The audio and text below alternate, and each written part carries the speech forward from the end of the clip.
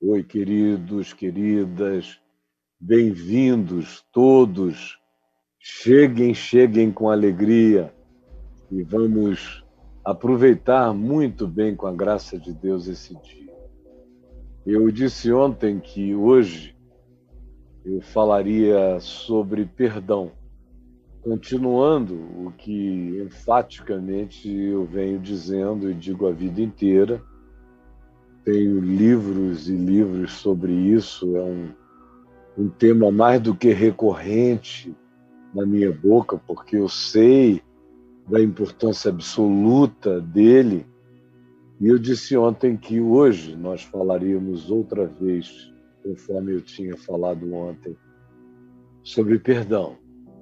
Só que hoje eu quero falar sobre perdão como esse poder que quebra todos os karmas. Guarde isso no coração. Perdão é o poder que quebra todos os karmas. E eu espero que você esteja atento e atenta e preste atenção no que eu tenho a dizer aqui com toda alegria. Não tem nada que eu faça no Evangelho que não seja com toda alegria. Você sabe disso. Olhe só, é aqui hoje, no Evangelho de Lucas, no capítulo 23, Lucas 23, do verso 39 ao verso 43, são aqueles chamados dois malfeitores, pregados cada um ao lado de Jesus na crucificação. Então, preste toda a sua melhor atenção. Eu vou ler primeiro, diz aqui: um dos malfeitores crucificados blasfemava contra Jesus, dizendo: não és tu o Cristo? Salva-te a ti mesmo e a nós também. Respondendo-lhe, porém, o outro malfeitor repreendeu e disse: nem ao menos temes a Deus estando sob igual sentença? Nós, na verdade, com justiça, porque recebemos o castigo que os nossos atos merecem. Mas este nem o mal fez, e acrescentou: Jesus, lembra-te de mim quando vieres no teu reino. Jesus então lhe respondeu: em verdade te digo que hoje estarás comigo no paraíso. Por que o perdão quebra todos os karmas? Porque ele descria o que não deveria ter sido criado, o que não deveria ter sido produzido, o que não deveria ter sido jamais inventado, o que não deveria ter sido jamais praticado. É por isso que o perdão tem esse poder de descriar. E você não encontra nenhuma manifestação de perdão com essa força tão absolutamente explícita, central, definitiva, como um eixo da vida, como esse being, essa viga, ou então esse colunamento central da existência, em lugar nenhum, com a ênfase que você encontra em Jesus e no Evangelho. Perdão, na realidade, não apenas no Evangelho, perdão é um poder que quebra karmas desde a evolução do princípio a partir do Velho Testamento. Na realidade, a Bíblia começa com esse signo do perdão. Quando no capítulo 3 de Gênesis se diz que o homem e a sua mulher fizeram o que fizeram, decidiram que eles queriam ser como Deus, queriam ser deuses, e nesse processo se viram nus, envergonhados, amedrontados, com fobia do divino, com uma culpa cachapante. O que se diz é que o Senhor Deus os vestiu com peles de animais, significando dizer que sangue foi derramado, que uma outra vida, outras vidas entregues e imoladas é o que veio a cobrir simbolicamente o homem e a sua mulher no seu sentimento e na sua percepção de nudez envergonhada, na sua certeza de culpa angustiada. Eles tinham feito folhas de figueiras e enlaçado-as para se cobrirem, o que era totalmente inadequado e não realizaria a tarefa. Era um paliativo, completamente paliativo, portanto não definitivo. Agora, eles são vestidos com peles de animais e sangue é derramado. Isso tem a ver com expiação. Expiação tem a ver com remissão de culpa, de pecado, tem a ver com cobertura, tem a ver com o vestir que encobre o que para a própria pessoa seja a sua realidade acusadora de culpa. E daí em diante, você vê o crescimento simbólico e arquetípico do perdão como manifestação através dos sacrifícios, das imolações, dos altares para os quais os seres humanos se dirigiam, trazendo as suas ofertas pela culpa. E o Velho Testamento é recorrentíssimo, é repetitivo a respeito da oferta pela culpa. E o perdão acontece em todas as circunstâncias do Velho Testamento, inclusive, sobretudo, quando, do caso de Davi, no seu adultério com Batseba, quando ele cai em si e pede perdão ao Senhor, ele escreve o Salmo 51, no qual você percebe a certeza dele, ao final, de que apesar da realidade inequívoca do seu pecado, todavia, o seu pecado estava perdoado, ele tinha sido purificado, tinha sido afastado de diante dos olhos dele, Davi. E todas as vezes que o indivíduo tem o seu pecado coberto pelo perdão, pela expiação, ele sempre diz que esse pecado foi coberto aos olhos de Deus, mas na realidade foi coberto aos próprios olhos do indivíduo, que agora, por uma ação de fé e de confiança, se sabe perdoado. Então, ele projeta para Deus o fato de que os pecados dele foram afastados dos olhos de Deus. Foram afastados dos meus olhos, na realidade. Foram tirados do meu coração, foram tirados da minha mente, foram tirados da minha recorrência culposa. E no Velho Testamento, o exemplo mais chocante, mais veemente, mais poderoso, mais escandaloso é a palavra, é o perdão dado ao rei Manassés de Israel, que fez tudo quanto na vida pessoal nem Hitler fez.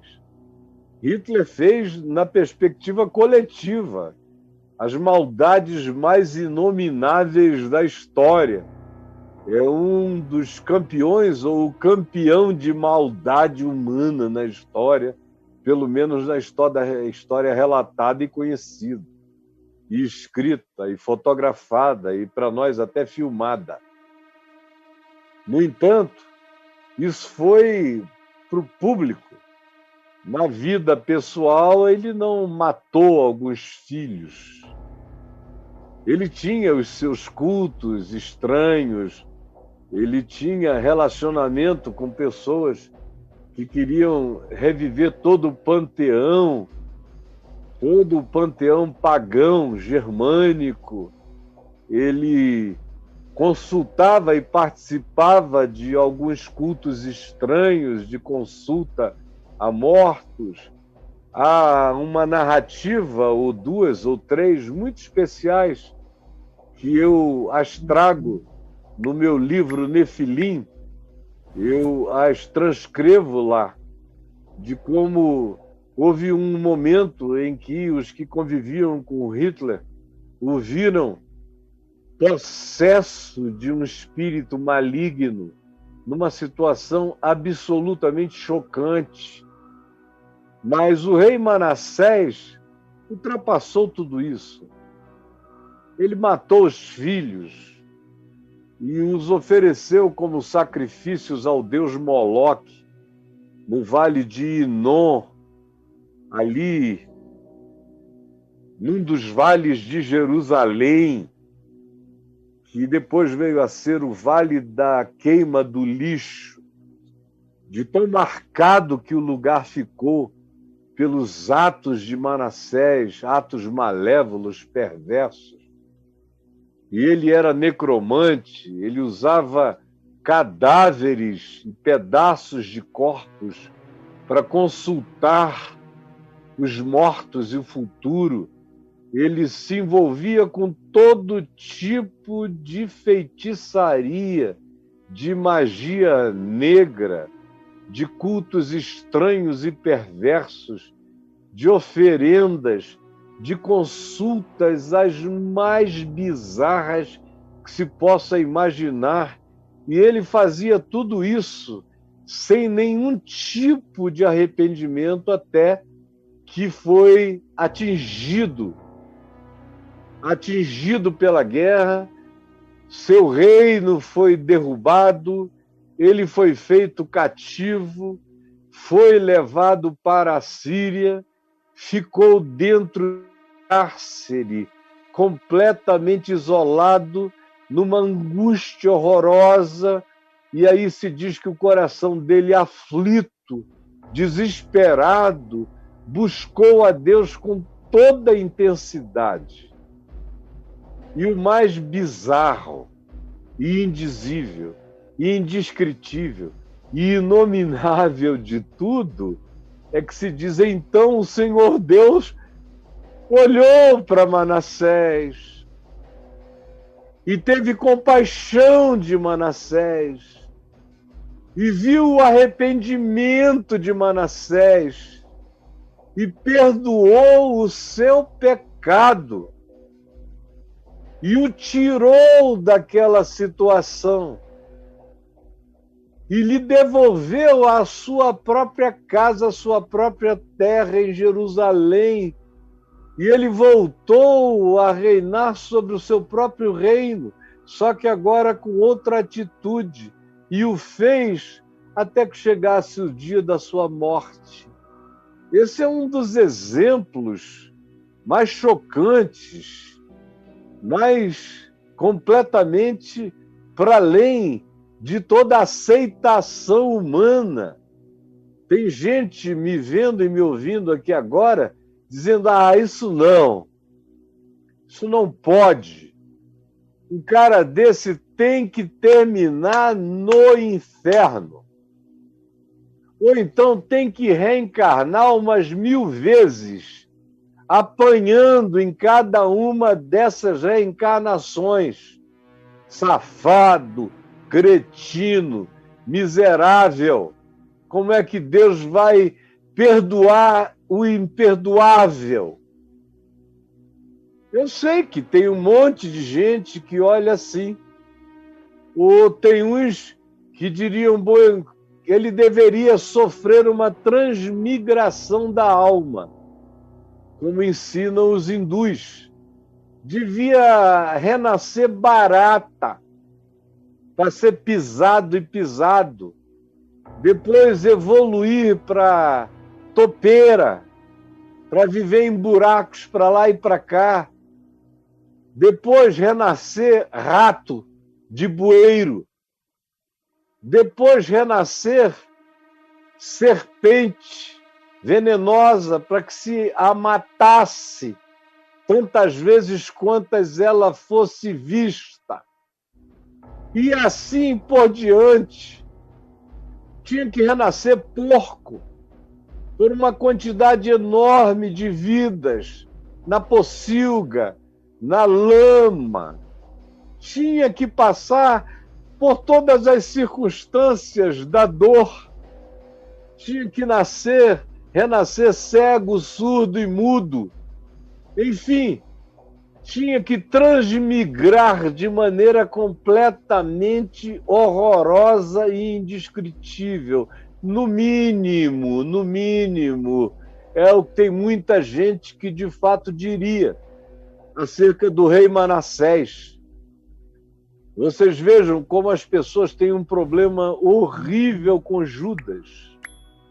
Judas, que traiu Jesus, que agiu como um filho da perdição, como o Judas arquetípico, mencionado nos Salmos, não tem a permissão de ser o Judas humano, que possa ter se arrependido, que possa ter se arrependido como a gente gostaria que todo mundo que se suicidou tivesse tido e tenha tido a expressão ou a manifestação de pensamento que tenha levado o indivíduo ao suicídio, porque não soube lidar e se apropriar de fato com o benefício do arrependimento, transformando o remorso numa tristeza não para a morte, como diz Paulo, mas sim numa tristeza para a vida, que é arrependimento, que se apropria de graça e de perdão. Ninguém, todavia, dá a Judas tal permissão. Pedro negou, mas como não tentou se matar, e a vida e a história dele continuam, a gente nem lembra mais o que ele fez. Ele virou até o vigário de Cristo para algumas denominações cristãs. Judas, todavia, tem que estar no inferno na companhia de Satanás. Não lhe é permitido que, nem pendurado na forca lá em Alcedama, antes do galho quebrar ou da corda partir, e ele sair se arrebentando todo pelas pedras e ter tido seu intestino perfurado com as suas entranhas derramadas no chão da terra, ninguém permite que, antes que isso acontecesse, em algum segundo, ou em alguns segundos, ele tenha dito: ó Deus, tem compaixão de mim. Ele que já tinha dito: pequei traindo sangue inocente, o que já era um sinal de arrependimento, de angústia, de dor, de um remorso doído. Ninguém permite que ele tenha dito: ó Deus, tem compaixão de mim. Só porque ele traiu ao Filho de Deus, que supostamente, e eu creio que em verdade, esse é o fato, ele morreu por todos nós, incluindo Judas. Mas a religião não quer alguém para queimar no inferno. É necessário que no nosso mito civilizatório a gente tenha alguém que vire um tabu para ser apedrejado, e essa pessoa a gente não permite nem como uma especulação suave, que ela tenha em algum momento dito: tem compaixão de mim, e o Deus que perdoou a Manassés e que me perdoou e que perdoou você, tenha perdoado também a ele. Isso é impensável. A mera especulação sobre isso já faz de mim um herege, total e absoluto. Porque você gosta de ver gente no inferno, diferentemente de mim, que vivo para esvaziar. E você vive para mandar para lá. Minha existência toda foi para esvaziar o inferno em nome de Jesus. Sua existência tem sido para encher o inferno em nome de um Jesus mais perverso que o diabo. No texto que a gente leu aqui, esse Jesus mais perverso que o diabo, para muita gente da religião, está crucificado entre dois malfeitores. Um deles blasfema. Se tu és o Filho de Deus, desce dessa cruz, salva-te a ti mesmo e salva a nós também. Ao lado dele havia um outro, que ouvindo aquilo, disse: tu, nem ao menos, temes a Deus. Ele olhou e teve uma revelação, ele viu que aquele que estava morrendo ao lado deles, entre eles, não era um profeta de Israel, nem um sábio, nem apenas um homem bom, nem apenas alguém que tinha vindo para dar bons exemplos. Não.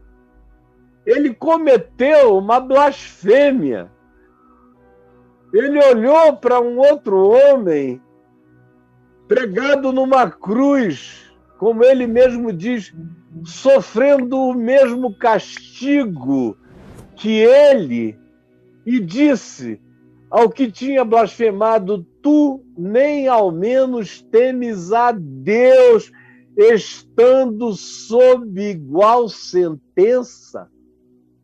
Ou seja, ele olha e vê que aquele indivíduo que está sofrendo a mesma sentença que ele e o seu companheiro malfeitor era Deus.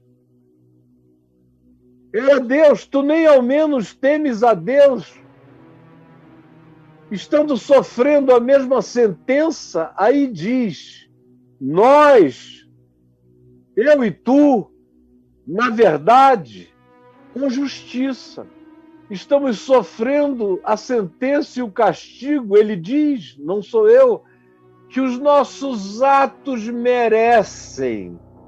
Que os nossos atos merecem.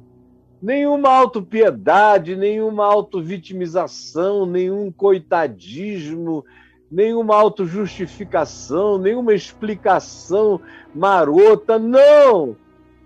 Nós estamos pagando. Esse é um sujeito homem, é um ser humano que não transfere para o diabo, não transfere para a sociedade, não transfere para os ricos, não transfere para a justiça equivocada, não transfere para a religião, não transfere para o pai, nem para a mãe, nem para a família, nem para ninguém. Nós, na verdade, com justiça, porque estamos pagando o que os nossos atos merecem. E olhando para Jesus, teve a ousadia de ver que aquele que ele vira, que ele discernira, que ele percebera como sendo Deus, era Deus de misericórdia, era Deus de graça, que significa favor imerecido, era Deus de bondade eterna, era Deus que justificava o pecador arrependido se houvesse arrependimento. E arrependimento significa mudança de mente, recriação da mente, recriação dos pensamentos, recriação dos significados, recriação dos valores, recriação dos desejos, das vontades, das projeções. Arrependimento é o refazimento da vida, refazimento do mundo. Arrependimento é olhar para si mesmo e dizer: eu estou aqui pagando os que os meus atos merecem. Merecem. Não há alívio no sentido e na perspectiva de tentarem diminuir as implicações do ocorrido. Eu nasci assim, eu vivi assim, por isso eu estou morrendo assim. Mas eu não serei assim para sempre.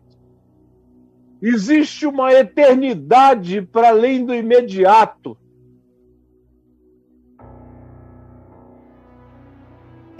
Dos impérios de ódio deste mundo, existe uma porta aberta pela qual podem entrar todos aqueles em cuja mente e coração Deus tenha dito: haja luz, e tenha havido luz. Por isso o indivíduo tenha enxergado Deus em Jesus, Deus em Cristo. E então ele ousa, porque para ele esse Deus não era um Deus acachapante, esmagador. Poderia ter sido até assim durante a vida toda dele. Poderia ter sido essa a sua percepção ou impressão ou interpretação, mas agora essa luz o ilumina. Haja luz e houve luz.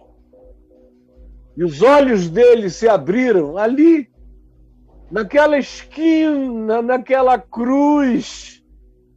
E ele vê Deus em Jesus e diz: lembra-te de mim, lembra-te de mim, lembra-te de mim, lembra-te de mim quando tu vieres no teu reino.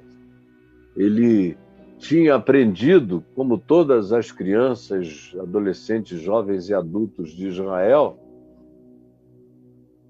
que haveria uma ressurreição no último dia, uma escatologia longínqua. É a isso que ele faz referência quando ele diz: lembra-te de mim, quando vieres no teu reino. Ele tinha sabido também dos textos do profeta Daniel, que fala do Filho do Homem que viria dos céus para a humanidade. Isso estava em algum lugar na mente dele, na memória dele.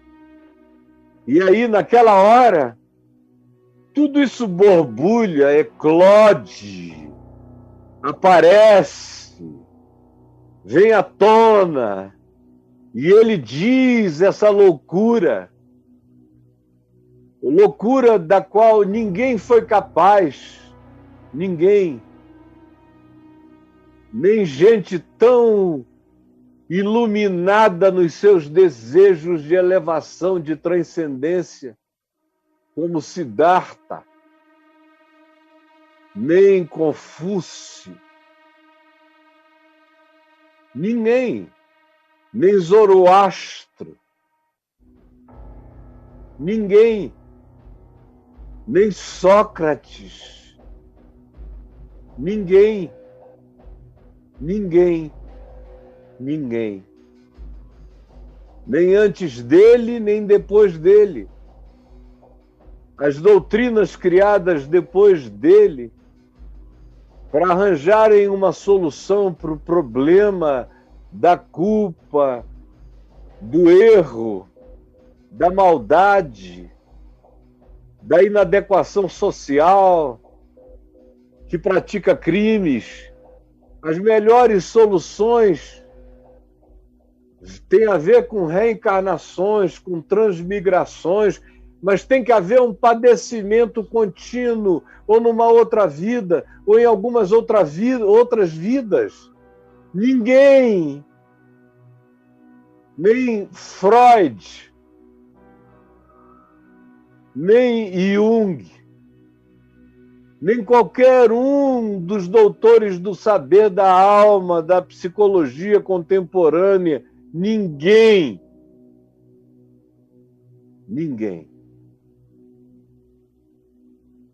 era capaz do que ele imaginou, que aquele que era Deus e morria ao lado dele, sofrendo igual sentença, fosse capaz de realizar de bondade inexplicável sobre a vida dele. E ele diz: lembra-te de mim, lembra-te de mim. Quando for haver essa ressurreição da qual Daniel falou, que os rabinos falam, que eu já ouvi passando na frente de sinagogas, eles falando, eles dizendo, eles doutrinando nas esquinas, lembra-te de mim, porque eu sei que tu és o filho do homem de Daniel, que tu virás no teu reino. Lembra-te de mim quando vieres no teu reino. Ao que Jesus lhe respondeu: olhe bem, hoje mesmo, para ele entender completamente que não era daqui a milênios e milênios, era já, agora. Que não era depois de reencarnações e reencarnações, transmigrações e transmigrações, o que seria natural e justo, afinal de contas ele era um malfeitor que merecia a sentença de morte. Para que isso acontecesse, o indivíduo tinha que ser um homicida ou tinha que ser considerado um subversivo, sublevador da ordem romana estabelecida. O que não era provavelmente o caso, mas certamente ele estava na primeira categoria dos que praticavam latrocínios. Olha que coisa mais horrorosa. Lembra-te de mim, você que hoje em dia vota nos que dizem que bandido bom é bandido morto, tem que achar essa fala do Evangelho e esse fato do Evangelho algo inaceitável. Na realidade, você deveria deixar de ser alguém que diz que Jesus é o teu Senhor, porque eu te afirmo, se você pensa assim, Jesus não é teu Senhor de jeito nenhum. É Senhor dos ladrões, mas não é teu Senhor. É Senhor dos malfeitores capazes de arrependimento, mas não é o teu Senhor. Não é, porque você não crê em perdão, não crê em regeneração, não crê na misericórdia eterna, não crê. Assuma que você é um duro de coração escondido atrás desse escudo de Jesus. Nada além disso. Lembra-te de mim.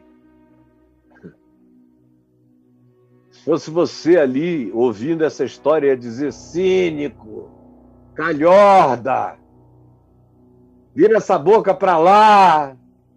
Você vai ser sepultado e esquecido para sempre.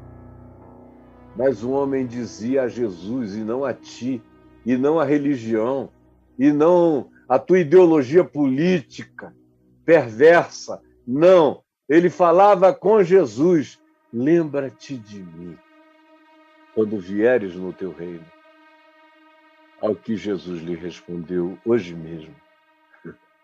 Hoje mesmo, sem reencarnação, sem transmigração da alma, sem purgatório, queimando, purificando, maltratando a consciência até depurar alguma coisa que dali pudesse sair purgatorizada. Não, hoje mesmo. Hoje. Ele falou isso às 3 horas da tarde, mais ou menos, 2 horas da tarde, um pouco antes de morrer, e ele morreu cedo. Estou falando de Jesus, morreu rápido. Normalmente a cruz poderia levar dias de sufocamento, e era uma tortura feita para o indivíduo ficar agonizando. O tempo que ele suportasse, conforme a força que tivesse nos braços, para se puxar para cima e respirar. Até que chegava uma hora que os músculos não aguentavam mais, se laceravam e o indivíduo se abandonava ao abismo. E aí sufocava de vez e morria, mas o corpo continuava pendurado lá por dias e dias como outdoor romano, como exemplo, dizendo: olha o que acontece com quem transgride contra César ou contra a ordem estabelecida. É morte. Nós somos o império da morte. Aí vem Jesus e diz: hoje mesmo, ainda que o teu corpo fique pendurado aqui por dias e dias, tu que não és o corpo é teu, mas tu não és o corpo, tu és mais que o corpo, tu és um espírito transcendente. Hoje mesmo, enquanto o teu corpo estiver sangrando, se esvaindo, sufocado, morto, pendurado, enquanto as pessoas estiverem indo para casa, falando do ocorrido, hoje, ainda hoje, antes que o sol se ponha, o sol se punha e o dia do judeu terminava e começava um outro dia. Portanto, o que Jesus estava dizendo é: antes que o sol se ponha, tu estarás comigo no paraíso. Tu. E não deu nenhuma explicação. O homem é aquele que tinha dito: esse aqui é Deus, eu vejo Deus nele, eu vejo que ele está sofrendo o castigo dos pecadores, a mesma sentença que eu e que você, o outro que blasfemava. Ele está levando a nossa culpa, está levando a minha culpa. O indivíduo aceitou que o que Jesus estava fazendo, o que estava acontecendo com Jesus não era apenas algo imposto. Na realidade, não era nada imposto. Ele reconheceu que Jesus estava ali porque Jesus tinha se entregue para estar ali. Ninguém agarrou, ele não esperneou, ele se ofereceu, ele foi como ovelha muda para o matadouro. Como diz o profeta Isaías: quem creu em nossa pregação, a quem foi revelado o braço salvador do Senhor, pois ele foi traspassado pelas nossas iniquidades, ele foi moído pelas nossas iniquidades, traspassado pelas nossas transgressões. O castigo que hoje nos traz a paz, agora, esse saber de reconciliação, o castigo que era meu e que está sobre ele, o castigo que nos traz a paz, está sobre ele, esteve sobre ele, e pelas suas feridas nós somos sarados. O homem entendeu isso, e entendeu absolutamente, e entendeu que ele não tinha que falar nem argumentar, ele só disse: Deus está aqui. E esse que morre cumprindo a mesma sentença e castigo que eu, é Deus. Que revelação A mesma revelação que Pedro tinha tido alguns 2 anos e meio antes, quando disse a Jesus: Tu és o Cristo, o Filho do Deus vivo. E Jesus disse: Bem-aventurado tu és, Simão Bar-Jonas, porque não foi carne e sangue quem te revelou essas coisas, mas o meu Pai que está nos céus. A mesma revelação que Pedro tivera, esse malfeitor tem, e ele vê que Deus estava em Cristo, reconciliando consigo o mundo, e que esse era um ato único. Ele teve uma compreensão que alguns dos apóstolos demoraram alguns anos para ter de modo mais profundo. Teve uma compreensão que equivalia à de Paulo, quando sabia que estava tudo pago, tudo consumado, e que ele podia ser incluído no livro da vida, no livro da misericórdia. Ele só não sabia que a graça de Deus é superabundante, que é onde abundou o pecado, superabundou a graça. Ele estava querendo ser incluído numa lista de mortos a serem ressuscitados no fim dos tempos. Ele só não podia, era jamais imaginar o que Jesus diria. Hoje mesmo, agora. Esse hoje mesmo quebra todos os karmas. Você há de concluir comigo. A menos que você não creia em Jesus, que Jesus seja relativo para você. E aí, se Jesus é relativo para você, creia do jeito que você queira.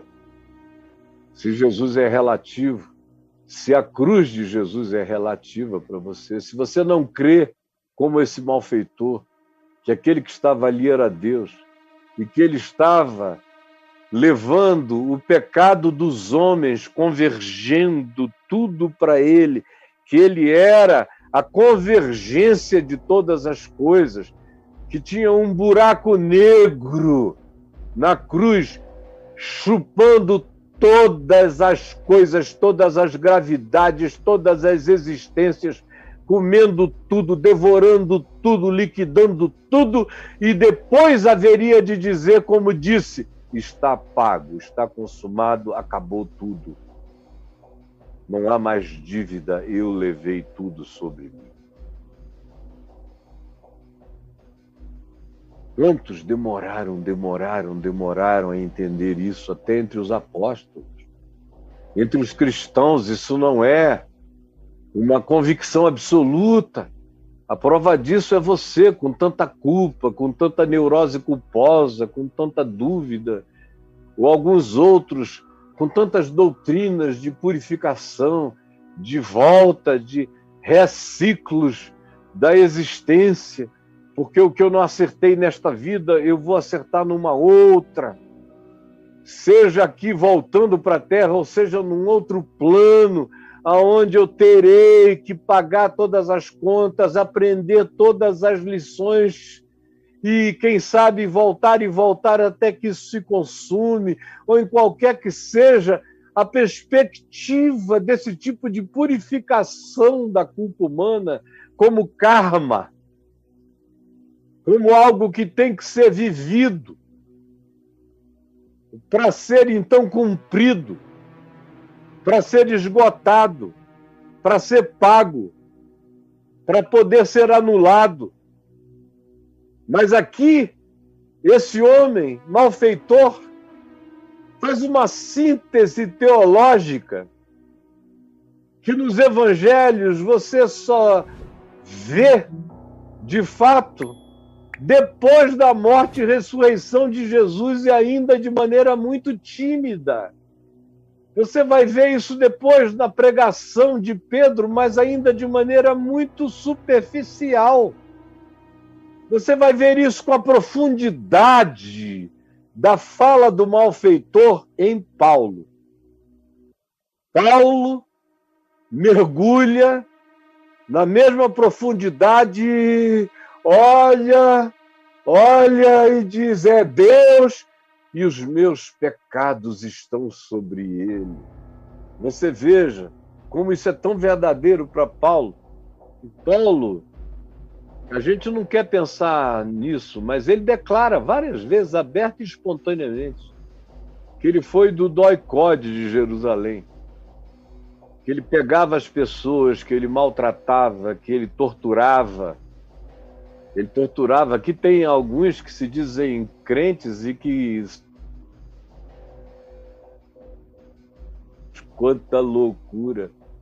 Paulo diz que antes de Jesus, ele torturava, ele obrigava pessoas a blasfemarem, a mudarem de confissão na marra, na força, como alguns aqui gostariam de fazer, os estranhos e os diferentes. Paulo diz que ele entregava pessoas para serem mortas. O livro de Atos dos Apóstolos, no capítulo 8, termina dizendo que enquanto Estevão, que era discípulo de Jesus, proclamador do Evangelho, era apedrejado pelos líderes religiosos dos judeus, ele guardava as vestes daqueles que jogavam pedras, capas dos apedrejadores, ele guardava nas suas mãos. O pessoal tascando pedra e ele guardando as capas para devolver depois. Ele era uma iminência parda já. Pelas maldades praticadas, ele tinha sido ranqueado como ente superior naquele escalão de perversidades. Veja bem, olhe para mim. Ele diz que levou pessoas a morrerem enquanto ele via, morrendo, expirando, sem declararem que negavam a Jesus. No entanto, quando ele foi exposto à luz, você não vê mais Paulo nunca mais ficar fazendo recorrências culposas.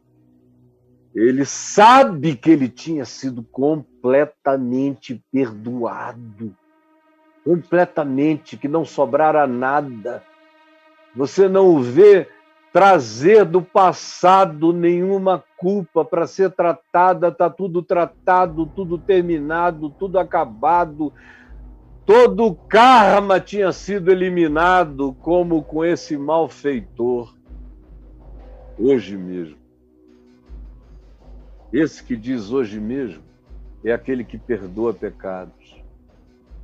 E esse que perdoa pecados é o que acaba com todos os karmas. E começa a acabar com esses karmas já aqui, na presente vida. Na presente vida.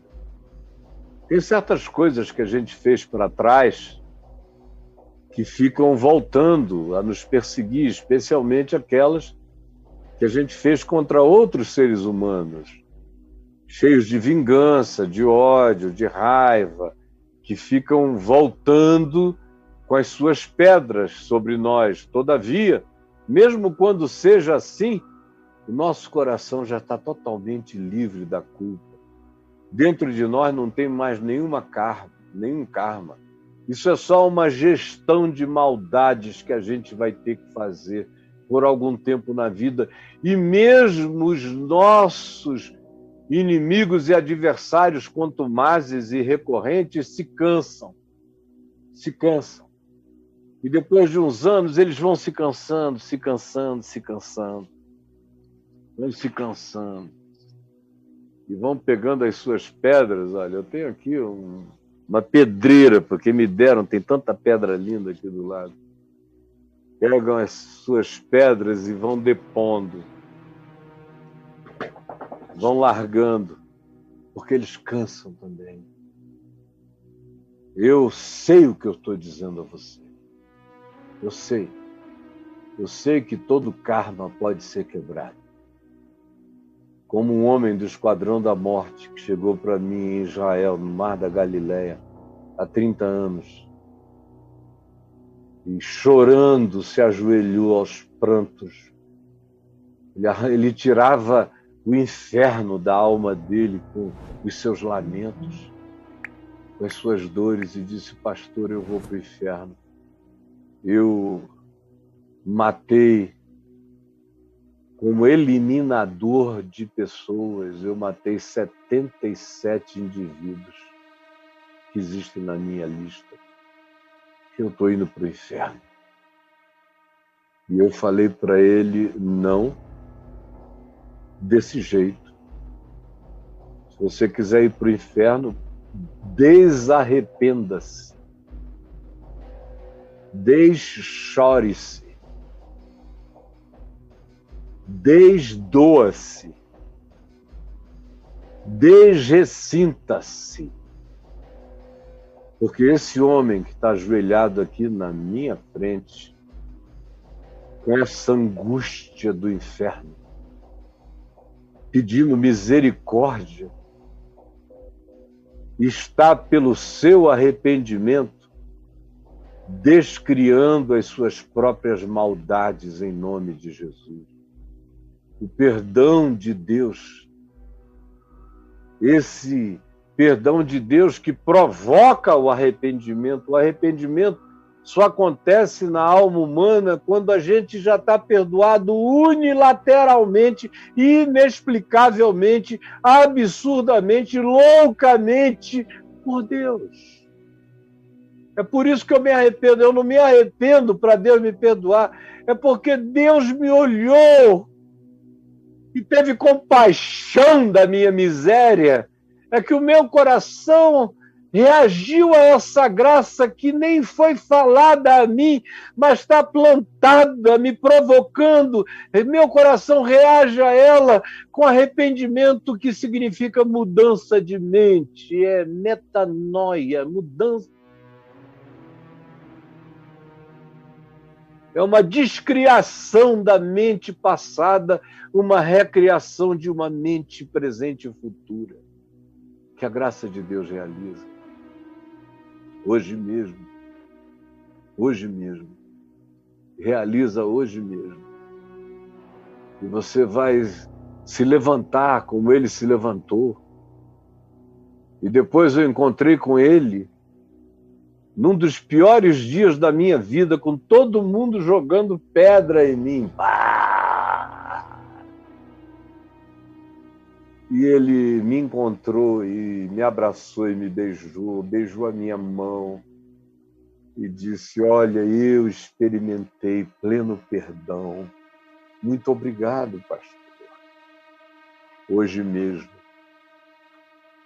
Se você está aí pensando que o seu karma não pode ser quebrado, eu estou aqui para, em nome de Jesus, quebrá-lo pela palavra do poder do Evangelho.